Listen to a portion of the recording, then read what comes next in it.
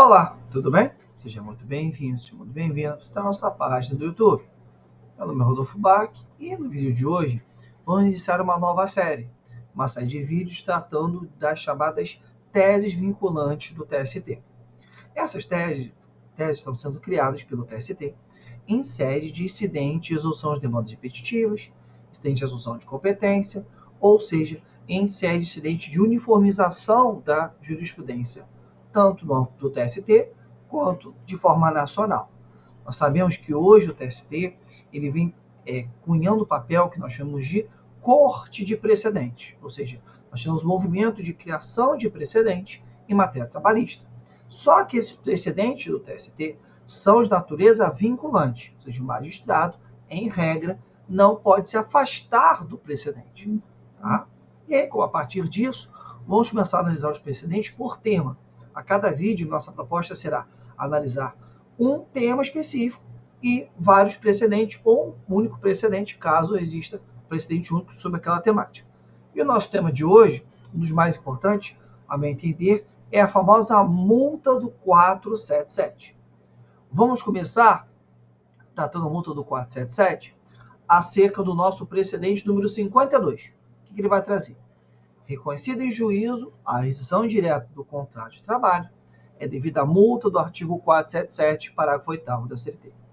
Esse já era um entendimento muito cristalino no âmbito do TST, de que, declarada a rescisão indireta, não teria ocorrido o pagamento das verbas rescisórias. O fato que ensejou a rescisão direta é um fato anterior à propositura da ação, motivo pelo qual a multa do 477 se faz incidir. Então, aqui eu estou falando do precedente vinculante ou da tese vinculante número 52. Outra tese vinculante é a tese vinculante número 71, tá? Ou tema ou tese que diz: é devida à multa prevista no artigo 477, parágrafo 8º da CLT, nos casos de reversão da dispensa por justa causa em juízo. Da mesma forma que na rescisão direta, entende o TST que, afastada a justa causa em juízo, o motivo ensejador da justa causa seria inválido, ou seja, não ocorreria, razão pela qual deveria ser reconhecida a dispensa sem justa causa, e como não houve o pagamento das verbas incontrovérsias, haveria a incidência da multa do artigo 477, parágrafo 8º da CLT. Essa é a tese vinculante ou tema vinculante número 71. Então, nós vimos o 52 e agora o número 71. O próximo tema é a tese vinculante número 127. O que ela fala?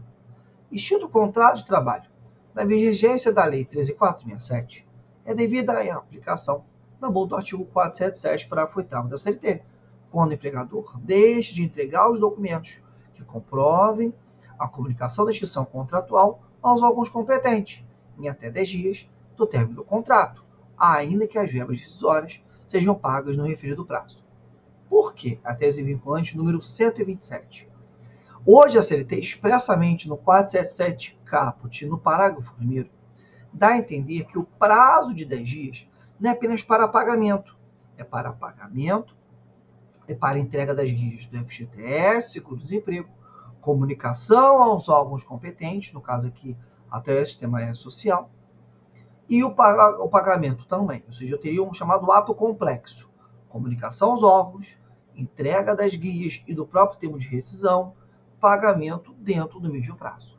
Logo, se eu descumpro a obrigação concernente à entrega dos documentos que comprovem a cessação contratual, eu também faço incidir aqui também, nesse caso, faço incidir aqui também a multa do artigo 477 por descumprimento de obrigação expressa no texto consolidado. E aqui não há que se falar em uma interpretação ampliativa da multa.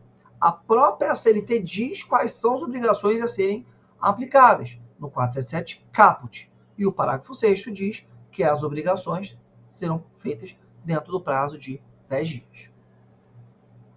Além dessa última que nós vimos, temos também o tema 139. O que ele vai nos trazer, o tema 139? O tema 139 vai trazer que a recuperação judicial, diversamente do que ocorre na falência, não exime a empresa do pagamento das multas previstas nos parágrafos nos artigos 467 e 477, parágrafo 8º da CLT. Aqui também temos a incidência da multa do 467 e do 477. Por quê? A recuperação judicial de vítimas da falência faz com que a atividade empresarial permaneça funcionando. Eu vou ter a apuração dos créditos e dívidas, mas a atividade empresarial continua, a atividade empresária, melhor dizendo, continua em vigor.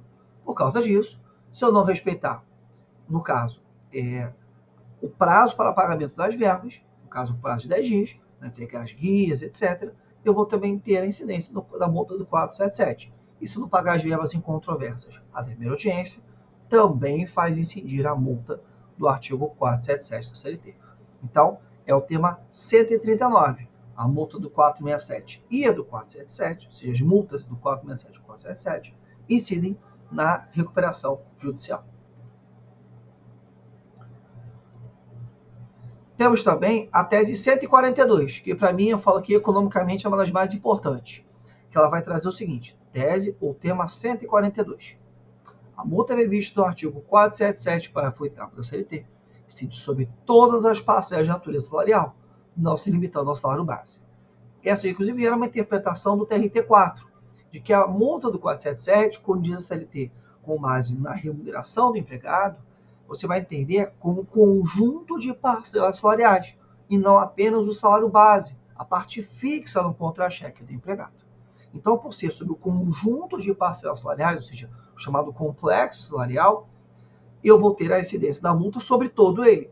Ou seja, a expressão que a CLT fala no parágrafo 8º contra a multa, daí seja a sua incidência sobre a totalidade das parcelas de natureza salarial.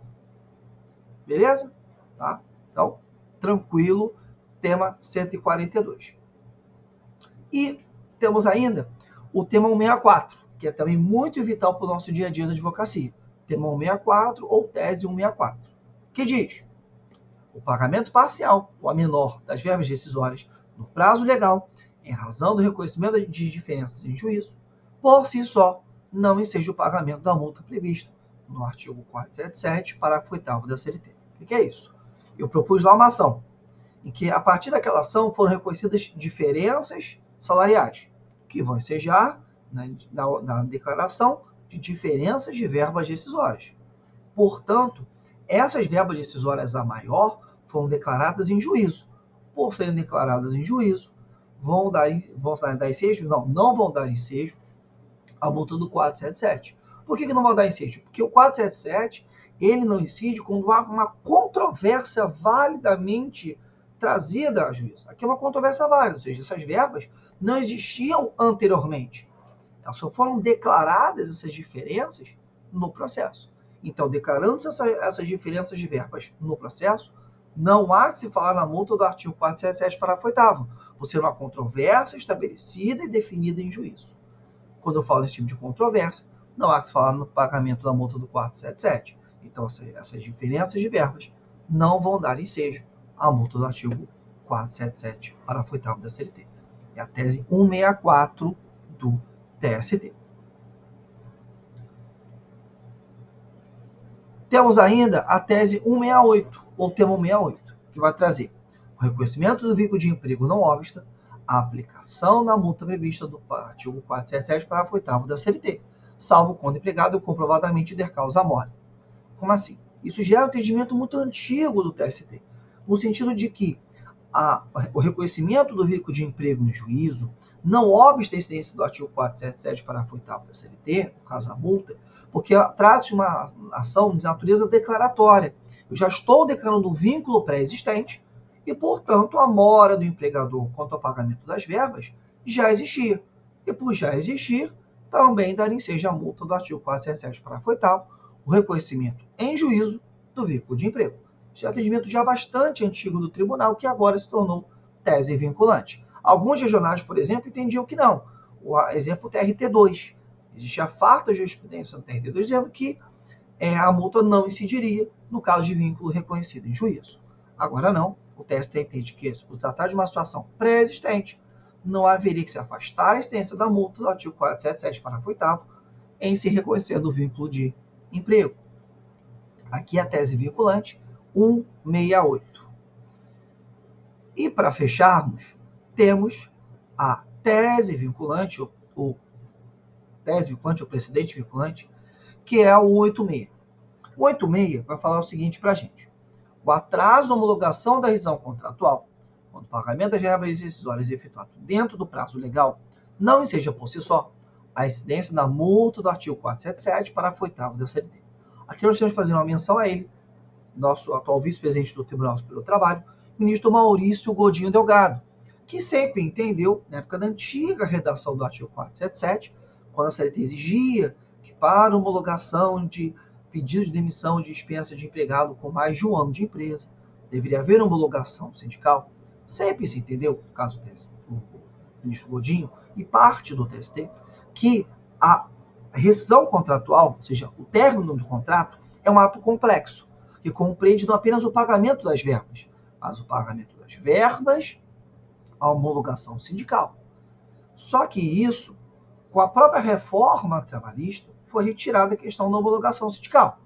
Mas, por outro lado, trouxe expressamente a CLT a necessidade de entrega das guias, FGTS, seguro-desemprego e a comunicação aos órgãos competentes.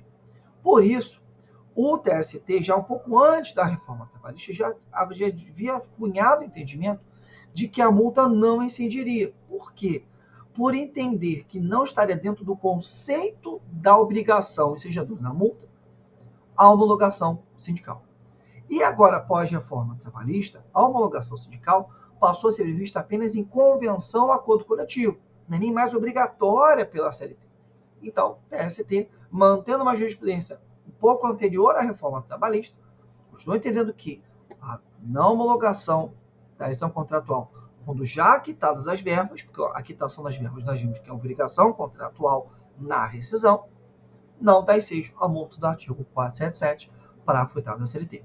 Apesar do ministro Godinho e várias vozes no TST entenderem, antes da reforma, que a ausência da homologação sindical por si só dava ensejo à multa. Então, hoje o TST, seguindo o entendimento um pouco anterior da reforma trabalhista, entende expressamente na tese vinculante que a ausência da homologação sindical, quando já quitadas as verbas decisórias no prazo legal, não dá ensejo à multa do artigo 477, parágrafo 8º da CLT. Com isso, fechamos o primeiro tema da nossa análise das teses vinculantes, né? Nosso primeiro tema de análise das teses vinculantes, que é a multa do 477. O vídeo ficou um pouco longo, prometo que no próximo a gente vai dar uma encurtada. Muito obrigado e até o nosso próximo vídeo. Um grande abraço. E desde já, antes que eu esqueça, você que está conhecendo a gente agora, eu sou o Rodolfo Bach, sempre bom lembrar quem sou eu, né? E você já está inscrito no canal, dá uma curtida, dá aquele joinha, manda, curta, assista e agradecendo você que está conhecendo a gente agora e você que já nos conhece. Muito obrigado por fazer parte da nossa página do YouTube, dessa nossa família que é a nossa página do YouTube. Muito obrigado, grande abraço e agora sim, até o próximo vídeo. Tchau, tchau.